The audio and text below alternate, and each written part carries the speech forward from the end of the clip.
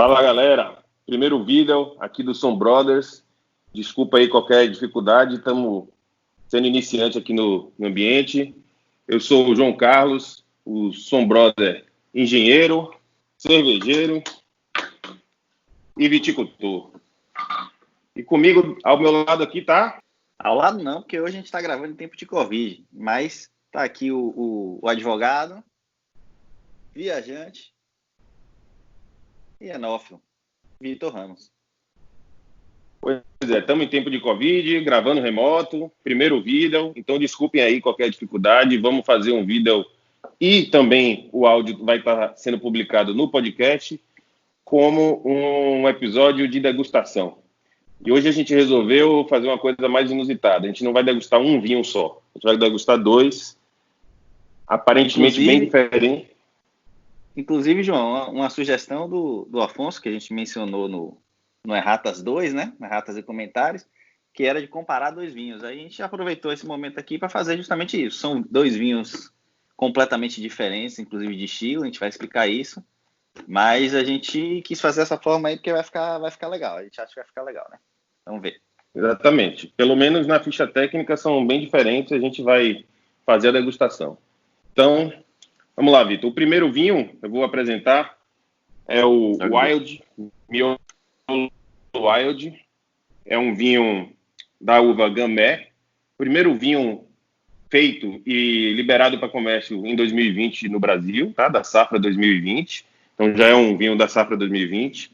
Ele tem a curiosidade de não ter adição de sulfito, ou seja, é um vinho extremamente jovem para ser bebido jovem. Sulfito, para quem já ouviu os episódios aí que a gente já fez, é um aditivo utilizado para conservar o vinho por mais tempo e para terminar o processo de leveduras e de envelhecimento e evolução do vinho, né? Então E que é usado em quase todos os vinhos, né? É muito difícil um vinho sem sulfitos. Esse aqui, nesse aspecto, é quase uma raridade.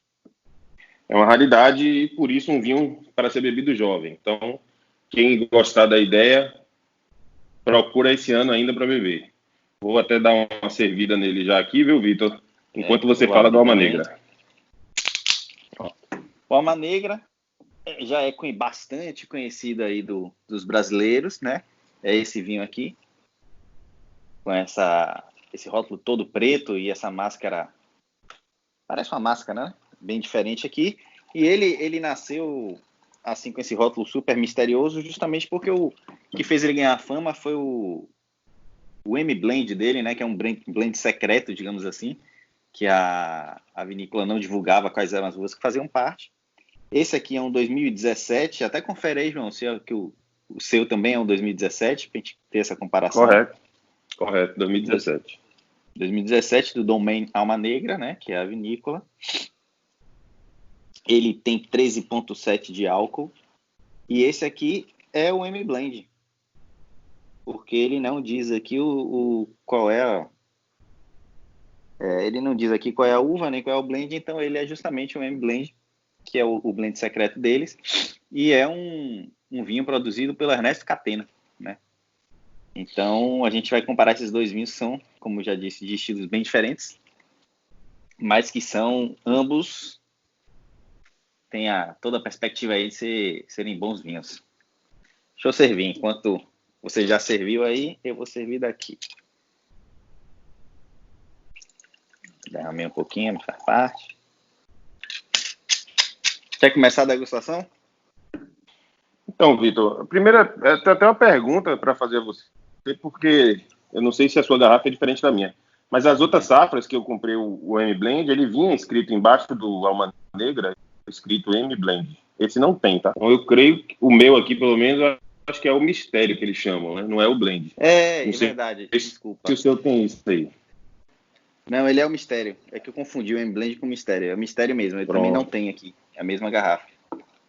Salvo engano, o M-Blend é um blend de Malbecs de diferentes safras, né? E o segredo dele é de você não saber que safras são essas. Eu confundi o mistério com o M-Blend. Com o M-Blend, isso. Esse é o mistério, realmente a gente não sabe que uva tem aqui, não sabe se tem outras castas além do Malbec. Malbec provavelmente tem, né? Porque é a uva ícone lá Exato. Mas esse aqui especificamente é um mistério, não tem nenhuma indicação do que é. Vamos lá. Voltando aí aos nossos... Vamos começar pelo mais jovem, né? O Gamay, da Miolo, que eu não falei, você falou, então eu vou falar agora. Ele tem apenas 12,5 de álcool, tá? É um vinho que, por sinal, é o primeiro vinho também brasileiro com o selo vegano, tá? De Vegan Society. A Miolo conseguiu essa certificação. E aqui no rótulo ele diz, ó, esse vinho é produzido pelo método ancestral de maceração carbônica de cachos inteiros, fermentação espontânea com leveduras selvagens, naturais da própria uva Gamay e sem adição de sulfitos, como eu já tinha falado. Típico jovem, e daí vem o nome Nouveau, né, com aromas frutados e sabor leve, que harmoniza com carnes, peixes e queijos. É bom destacar aqui, João, que esse Nouveau, para muita gente talvez não conheça, mas esse Nouveau é típico de uma casta, ou de uma casta não, desculpa, de um vinho francês, que é o Beaujolais Nouveau, que são vinhos feitos dessa forma, vinhos jovens, frescos, super frescos, frutados, para serem bebidos o quanto antes. Assim que ele sai, o ideal é você comprar, beber, e em pouco tempo ele vai perder aquele charme dele, que é justamente ter esse frescor, ter essa quantidade de fruta bem destacada, bem elevada. Então, quem beber esse vinho, é bom ter isso em mente, que não vai encontrar um vinho com madeira, super encorpado, não vai ser nada disso. A gente vai comprovar ainda aqui na degustação, mas essa é a ideia dele, né? A ideia do projeto, inclusive, da Miolo, de fazer um vinho nesse estilo super jovem, fresco, para ser consumido assim. Até por isso ele é um dos primeiros a serem lançados em 2020. Produziu, lançou, bebeu. Isso. Então, assim, só para também deixar, só pode estar sabendo o que é maceração carbônica e tal. A gente vai falar tudo isso na linha de episódios lá de como é produzido o vinho, tá? Mas, rapidamente, eu vou dizer que é um processo de fermentação que não utiliza o oxigênio, né? É feito de forma totalmente vedado do oxigênio e que também, como diz aqui no rótulo, eles colocam com os cachos, eles não fazem o desengaste da uva, não tiram os frutos do cacho. O cacho vai junto para poder carregar um pouquinho dos taninos e tudo mais. Mas vamos lá para a degustação, né, Vitor? Primeiro, como a gente já fez nos episódios aí, degustação visual, o ideal... Isso. Eu vou sugerir que a gente faça a visual dos dois, depois a olfativa dos dois e depois a gustativa mesmo dos dois, para a gente ir comparando um a um. O que é que você acha? Ok, beleza. Agora eu estou aqui na falha, né? Não tem um fundo branco, mas o ideal seria para ter um fundo branco aqui. Mas vamos lá. Eu aqui, Vitor, no Gamay, na visual, vejo uma cor violácea, bem forte, bem bonita. Bem intensa. Vou aproximar aqui para o pessoal, talvez conseguir ver. Bem intensa. Pessoal, a gente às vezes faz o truque do relógio, né? Apesar de estar sem relógio, de que é olhar através do vinho e ver se você consegue ver o relógio ou qualquer outra coisa do outro jeito para poder medir a intensidade visual do vinho. Esse aqui você não consegue ver nada. Uma outra técnica é você olhar de cima e ver se você consegue enxergar a haste. Se você consegue enxergar um pouco a haste, você estaria numa média intensidade. Se você consegue ver bastante, é porque ela está de baixa intensidade visual. Aqui, completamente impossível de se visualizar nada, ou seja, um vinho de cor violácea com bastante intensidade. Bastante intensidade, com certeza. Límpido, né? Você tem uma curiosidade, Vitor? Você também está usando umas taças ISO, né? Eu estou usando a taça ISO. Pronto, aqui, ó, pessoal. ISO, para quem não sabe, é aquela taça feita para degustação. Degustação mesmo técnica, né? Não degustação de você saborear o vinho. Então, é um tamanho, um tipo de taça que ele é assim. Essa daqui é da ABS. Tem a marca aqui, só que qualquer taça ISO ele vai ser nesse formato. Eu estou com a Daniel Bahia aqui, que é o nosso grupo de enófilos aqui da Bahia. Bom, a taça, como o Vitor falou aí, é uma taça própria para isso. E por quê? Porque vai pegar bem qualquer tipo de vinho, branco, espumante, tinto, e basicamente ela fica neutra nesse sentido de qual vinho você vai degustar. E aí, Vitor, visual, o que você acha? Fala algo mais a dizer? Eu não vejo halo de evolução nenhum. Não, vejo um além da cor que você falou, realmente não tem aula de evolução. Eu acho que tem um brilho muito bonito, né? E que a gente no episódio 12, quando entrevistou a Letícia e o Marcelo, que são enólogos, eles explicaram que parte dessa cor bonita é decorrente justamente da ausência de sulfitos, que roubam um pouco da cor. Então tem um brilho bem bonito, uma cor intensa, límpida. Límpido, né? Límpido, a gente não consegue ver nenhum tipo de resíduo no vinho. Então, é um vinho bem límpido. E acho que é isso, né? Eu vejo um leve aquoso em volta, mas nada mais. Nada as lágrimas, as polêmicas lágrimas, eu praticamente não enxergo as mesmas. Então, elas devem ser tão rápidas, exatamente indicando um teor alcoólico mais baixo, né? Mais baixo, né? Realmente. E é isso. Eu acho que o visual desse é isso aí. Vamos agora para a Alma Negra. Conduz aí. A Alma Negra também tem uma cor, né, que eu considero aqui um rubi para violáceo, com boa intensidade também, né? Usando sua dica que você deu mais cedo aí, se você olhar ele por cima aqui, você não consegue ver a arte nem o fundo da taça. Apesar de ter uma quantidade relativamente pequena aqui, eu não consigo ver. Se eu dobrar assim um pouquinho, eu vejo que, mas não muito, né? Então, pessoal, eu estou aproximando aqui para o pessoal tentar ver alguma coisa aí da cor. É límpido também, não tem o mesmo brilho que o Wild, mas tem uma cor vibrante. É uma cor vibrante. Não realmente está entre o violáceo, não tem. Está realmente entre o violáceo e o rubi aqui, né? Eu acho que ele está exatamente numa fase de transição entre esses dois, né? Do violáceo com o rubi. Bom, é isso. Pela cor, inclusive, eu chutaria que tem Malbec também. Porque ele puxa um pouco para uma cor que é característica do Malbec argentino. Mas vamos lá. Vamos lá. Então, agora aromas. Vamos para o de novo pelo miolo novamente.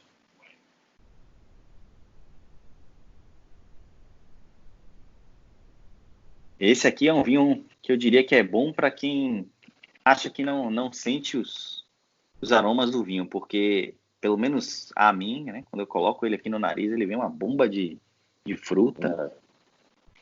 Bastante fruta fresca, né? Bastante fruta. Agora mais puxada para... Você acha o quê? Mais fruta vermelha ou mais fruta negra? É isso, eu ia dizer justamente que ele parece uma...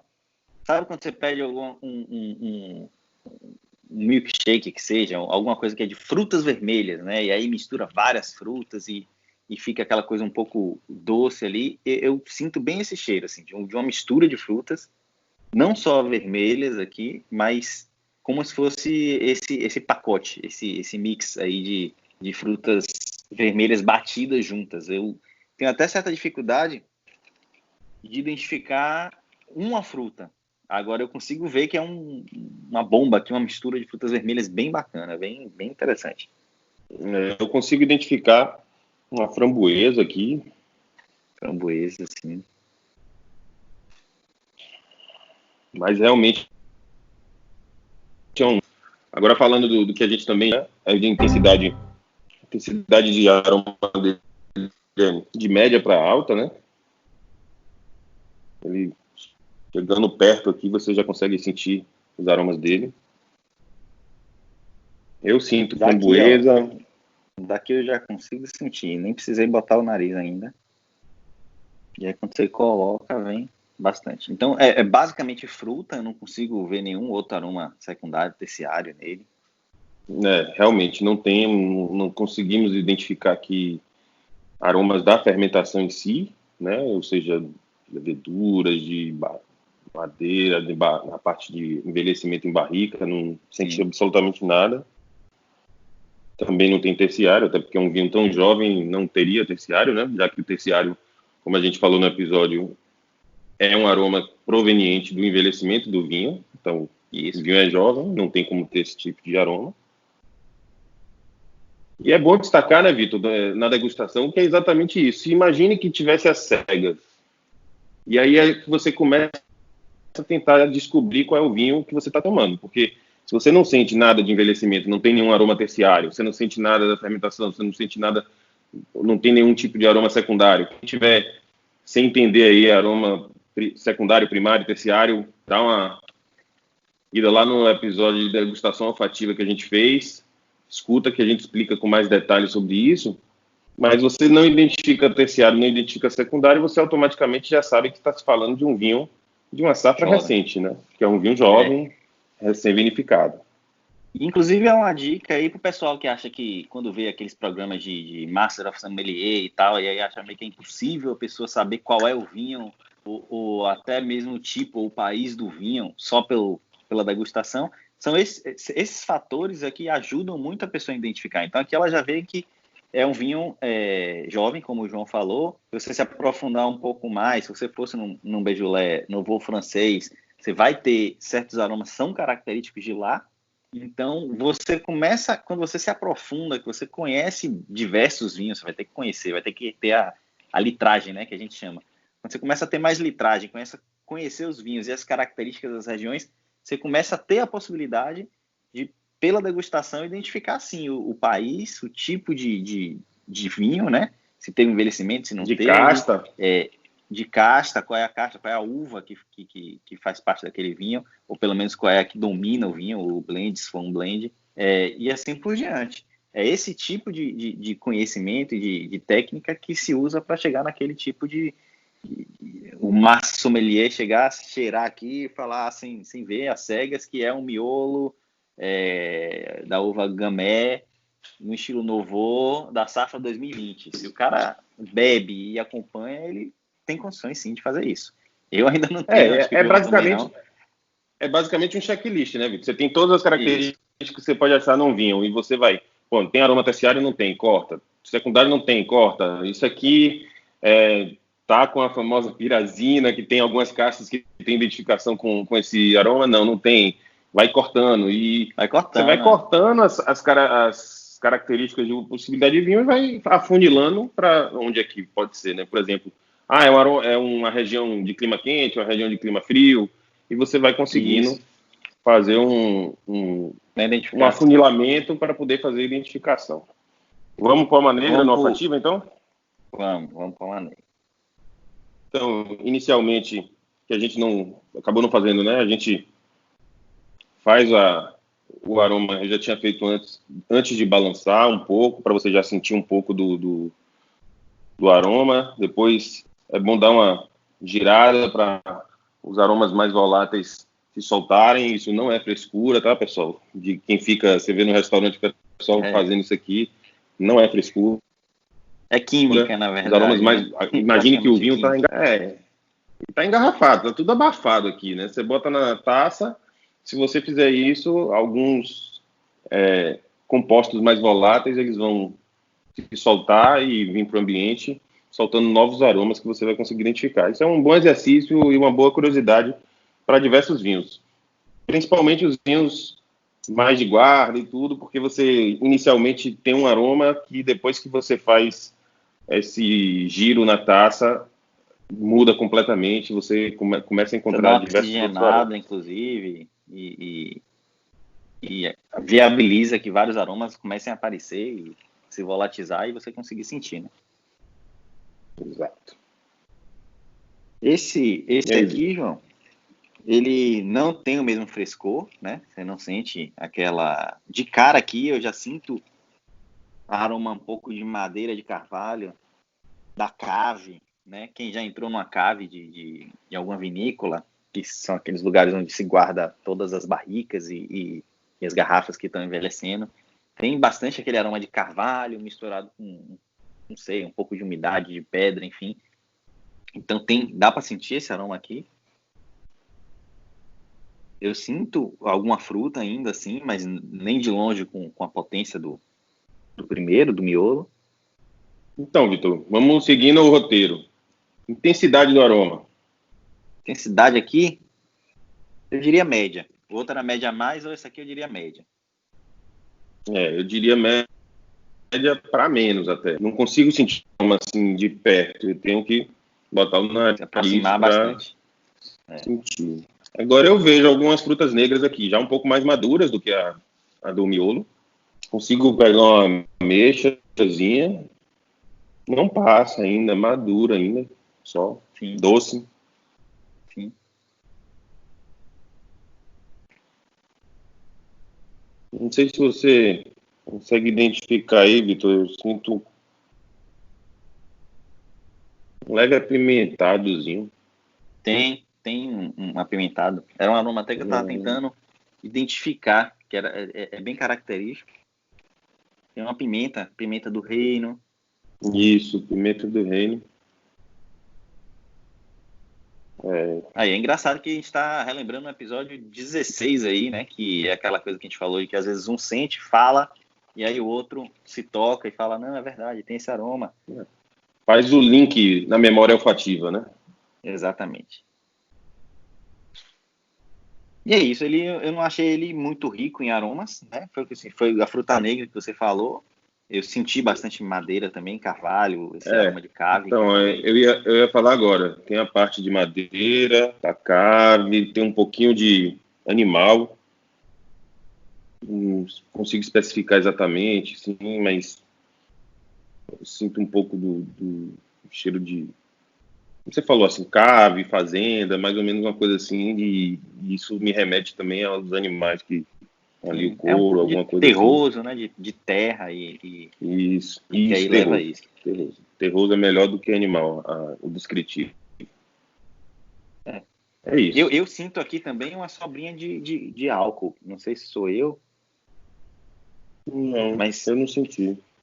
sinto bem de leve vindo uma sobra. Mas isso aqui, Não sei até se... a hora de beber aqui, eu acho que ele vai embora.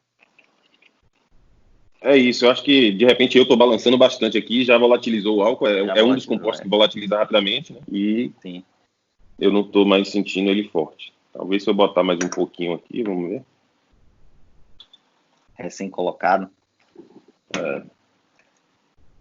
Mas isso também é de percepção e de sensibilidade Sim. a determinados fatores, né? Eu não senti, sinceramente não senti esse álcool sobrando.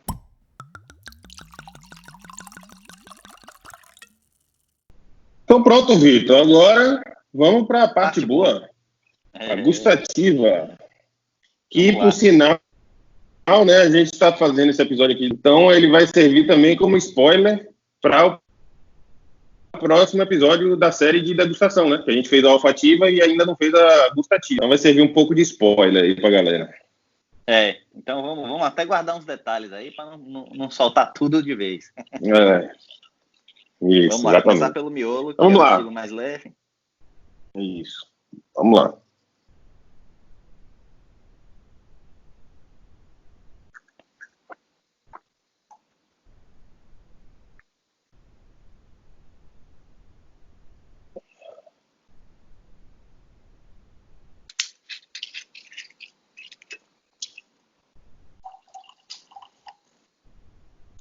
Fantástico. Né?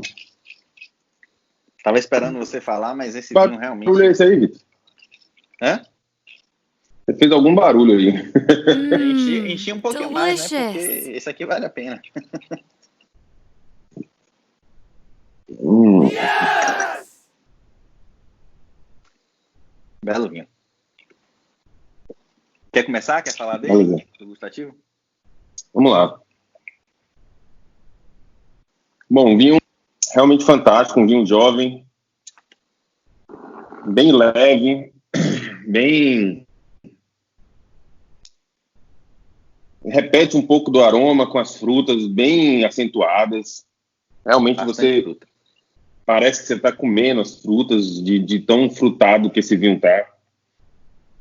Ele me remeteu a uma acidez média.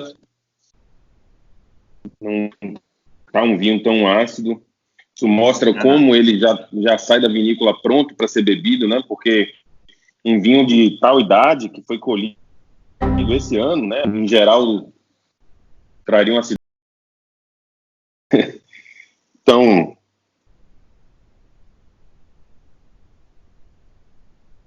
Eu concordo. Eu acho que ele tem bastante fruta. Acidez, você acha o que da acidez? Acidez média. Média. Não senti o álcool está super integrado, não senti... Álcool super integrado. Não tem sobra, não tem... Não tem sobra, não arde, não queima a boca, né? Isso, não queima a boca, não sobra, não dá aquele incômodo que o álcool causa em algumas pessoas.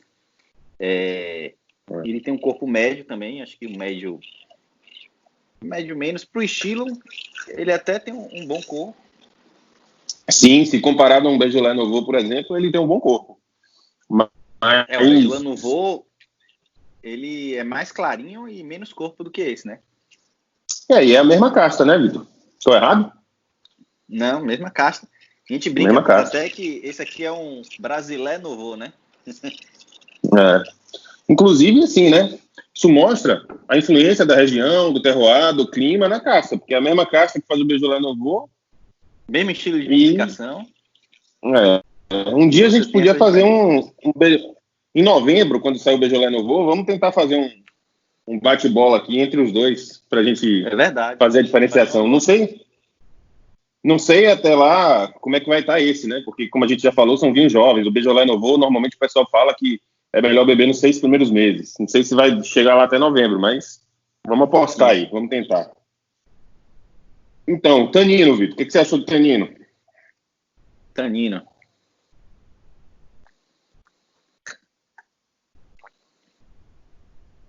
Bem suave, bem pouco tanino. Você sente uma coisinha passando aqui na gengiva, dando aquela secadinha, mas bem leve. Bem suave. Então tá integrado também. E olha que maceração carbônica, como eu falei, e com os cachos, né, que esse vinho foi vinificado com os cachos, deveria trazer mais tanino. Isso mostra a integração que esse vinho tá. Né? Ele conseguiu absorver esses taninos de uma forma realmente bem... E é uma outra característica, né, Vitor, de um vinho jovem, às vezes, de ser muito tânico, né? O tanino ele vai se perdendo com o tempo. Sim. Pessoal, a gente está fazendo essa degustação, como a gente já falou mais cedo. Se liguem no episódio quando sair de degustação gustativa. Tudo isso que a gente está falando aqui, de acidez, corpo, álcool, tanino, a gente no episódio vai explicar como você identifica esse tipo de sensação, tá? Então se liguem. Inclusive explicar, como você falou aí do tanino, que ele se perde com o tempo, tanino, acidez e álcool é um trieto, digamos assim, que é o que faz o vinho ser aquele vinho que as pessoas dizem que é para guarda, né? Tem gente também que é nova no mundo do vinho, que não entende, mas como é que alguém sabe que esse vinho aqui aguenta 10, 15 anos em garrafa? É baboseira. Não, é questão de química também. Então, o tanino, o álcool e a acidez, quando elas são elevadas num vinho que você está bebendo relativamente jovem, indicam que ele aguenta esperar tempo em garrafa, porque são praticamente conservantes naturais ali que vão fazer esse vinho evoluir. Lá no final da vida dele, muitos anos depois, ele vai perder um pouco disso, vai perder um pouco do tanino, vai estar mais macio, vai estar menos presente, justamente porque isso foi sendo tomado pelo tempo. Mas é só um spoilerzinho aqui. É isso, vamos detalhar isso lá no episódio do podcast de degustação gustativa. Então é isso. Vamos fazer o Tintim do Gamay. Excelente vinho. Quem tiver oportunidade, vale a pena experimentar. É uma experiência diferente, tá? Deixar bem claro aí para todo mundo. Isso. Um vinho tão jovem, maceração carbônica, leveduras selvagens, que tudo isso a gente vai explicar nos processos do podcast. Mas é uma experiência muito boa. Eu adorei esse vinho. Um vinho que surpreendeu bastante, positivamente, né? Agora, vamos lá, nega. Primeiro, tem que limpar a boca, né, com vinho.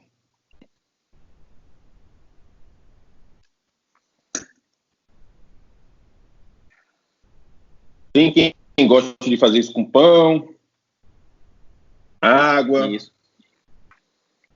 Mas eu gosto de fazer com água um pouco, mas na falta disso, faz com o próprio vinho. Isso.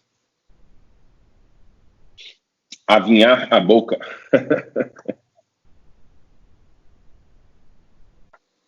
Olha, os aromas já se abriram um pouco, viu, Vitor? Nesse tempo pequeno que a gente está aqui, eu acho que os aromas do Alma Negra estão começando a se mostrar um pouco mais em taça, viu? Surgiu, inclusive, mais fruta aqui, pelo menos para mim. Surgiu mais fruta, inclusive um frescor maior. Não sei se isso Sim. lhe remeteu também. Sim. Eu tinha falado de frutas negras maduras. Aqui eu já identifico até uma fruta vermelha, uma mais fresca. Concordo. Isso aqui é o legal do vinho, né? Da degustação, né, Vitor? Porque a gente mostra como a bebida é viva e como ela vai se modificando ao longo do tempo em taça, né? Em taça, guardada em adega, o tempo inteiro Em você todo. vai ter vinhos diferentes, né? Isso. Em decanta, enfim. Vamos lá. Boca. Vamos lá, vou avaliar esse aqui de início, já que você começou no Gamay.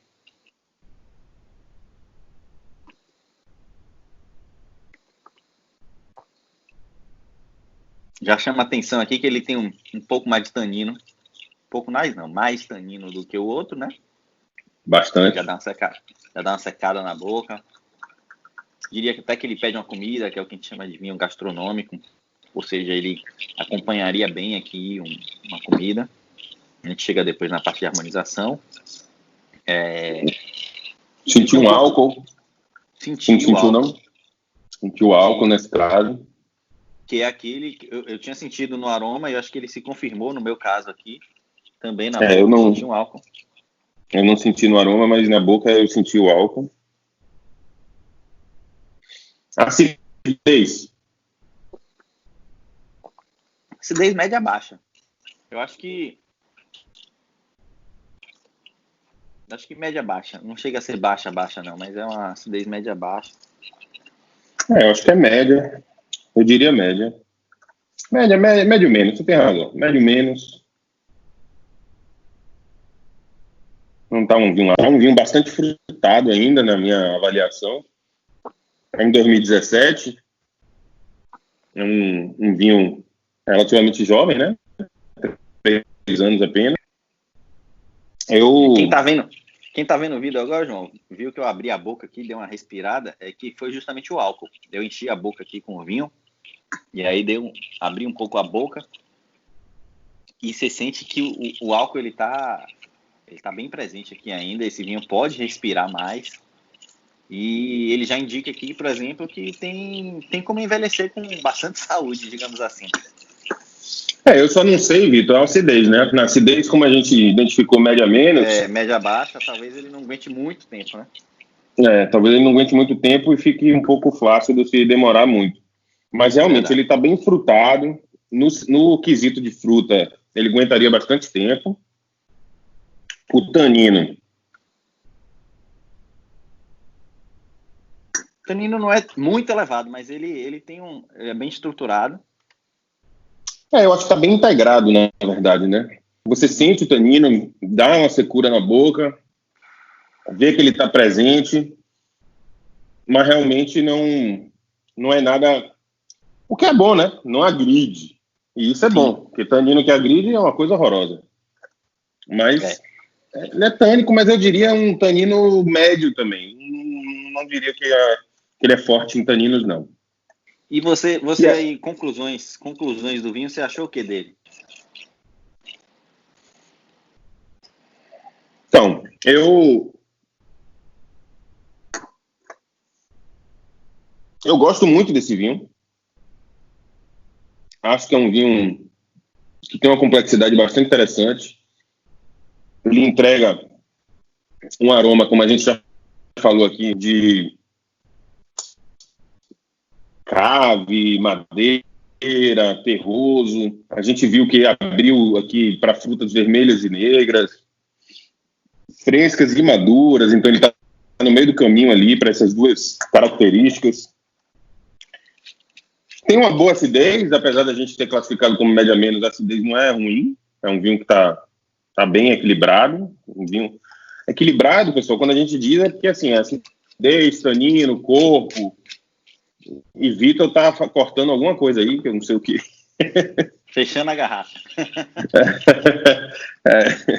Já fechando? Oh, shit. Não, que é isso, porque cara? eu servi um pouco mais aqui do miolo e acabei fechando a garrafa. Então, eu acho que ele é um vinho equilibrado, como eu estava falando, um vinho equilibrado que tem acidez, álcool, corpo, fruta, tanino, tudo está mais ou menos na mesma intensidade de outro, né? Então, você não sente nada na boca, assim, se ressaltar. Por exemplo, se você bebe e você sente o tanino muito forte, ele está desequilibrado. Por quê? Porque o tanino tá deixando a percepção sozinho e está apagando o restante, né?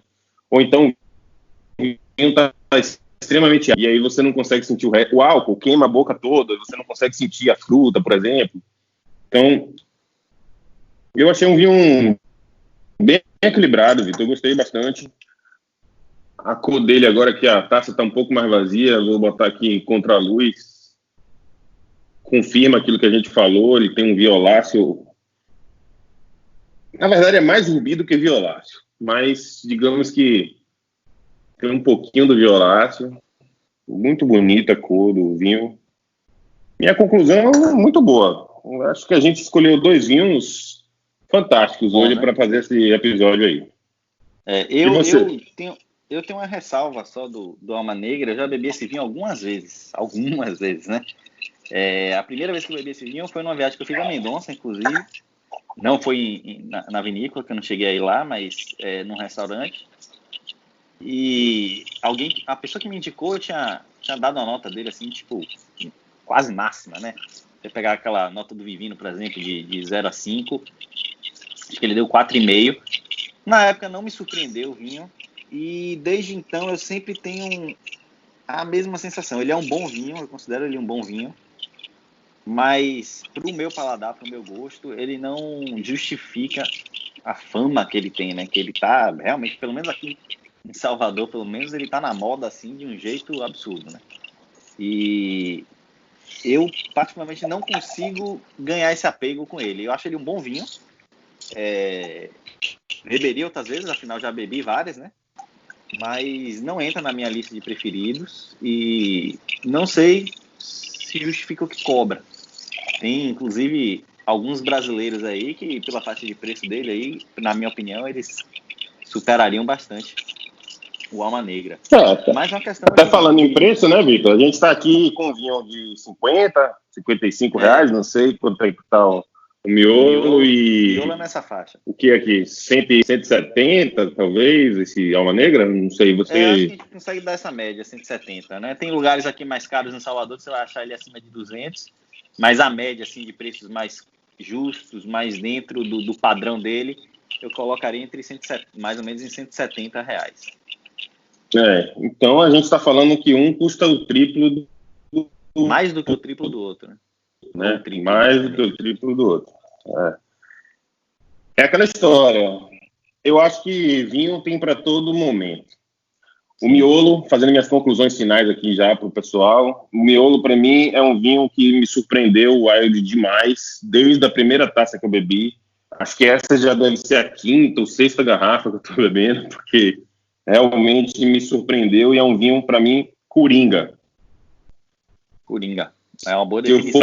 Eu gelo ele um pouco mais. E ele atende perfeitamente o frescor, com a juventude que ele traz. Se eu quero, com alguma comida, como aqui mesmo no rótulo diz, carnes, peixes e tal, é só você deixar ele um pouquinho menos resfriado, que ele também vai atender, porque ele tem esse corpo um pouco maior do que os novos em geral, como a gente comentou, né? Ele tem esse corpo para poder fazer frente à comida, ele também pode acompanhar a comida. Então, assim, para mim é um grande coringa, é uma grande sacada, top, show de bola. O Alma Negra, eu acho um bom vinho, gosto do vinho, acho que ele traz uma certa complexidade aromática, mas eu concordo com você que muita gente está fazendo festa que, para o meu paladar, né? Claro, cada um tem seu paladar, eles podem gostar muito, mas realmente não vale também esse preço. Você falou de 200 reais em algumas lojas, eu não pagaria 200 reais num vinho desse. Mas Acho que é um bom vinho, ele traz uma complexidade aromática, peca um pouco na acidez. Acho que se ele tivesse um pouco mais de acidez, ele ia conseguir, talvez em garrafa, daqui a alguns anos, nos surpreender. Sim, sim. Em geral, ou seja, valer os R$ 200 daqui a alguns anos. Esse é um 2017. Seria um investimento. O que eu tenho a dizer é isso. Não sei se você concorda, faça suas conclusões finais. Pois é, João. Para mim, as conclusões finais aqui, né, se eu fosse escolher um dos dois a comprar e degustar. Aliás, fazer uma ressalva aqui. Você falou muito bem que são vinhos completamente diferentes, a gente fala isso desde o início. São vinhos de preços diferentes, de momentos diferentes, de intenções diferentes, né, do enólogo, da vinícola. Tudo diferente. Mas dos dois aqui, se eu tivesse que fazer uma escolha entre levar um para casa ou não, ainda mais aqui em Salvador nesse calor, eu escolhia esse, porque eu acho que ele entrega mais por menos, na intenção dele, óbvio que são vinhos diferentes. Mas claro, se eu fosse fazer um churrasco com o pessoal, fosse fazer uma carne, um bife de chouriço, alguma coisa assim, aí eu ia levar esse aqui, e ia harmonizar muito melhor, ia ter ia balancear ali com a comida muito melhor do que o miolo. Como eu disse antes, é um vinho que não me convenceu muito ainda esse aqui, pro que ele custa, né? É um vinho bom, mas que não me convenceu. E acho que a conclusão é essa, João. Frutado, um pouco mais envelhecido, jovem e fresco, um pouco mais complexo, mais trabalhado. Como a gente já falou algumas vezes, inclusive eu, os dois são vinhos muito que entregam muito do que eles pretendem. E é isso. Fazer um tintim aqui para eles. E até a próxima taça, pessoal. Até a próxima taça.